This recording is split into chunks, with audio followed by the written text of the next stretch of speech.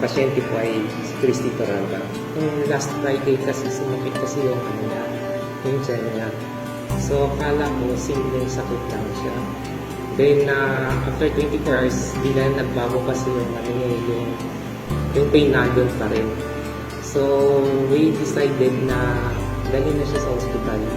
And yun po, na-confine siya. Ang findings is may ano siya, yung gallstones.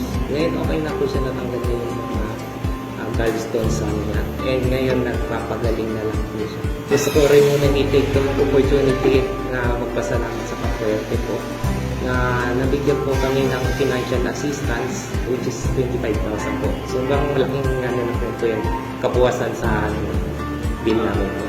Gov Luigi po, maraming salamat po sa opportunity na to, sa tulong na ito, more power, and God bless po sa Kapuerte Foundation po.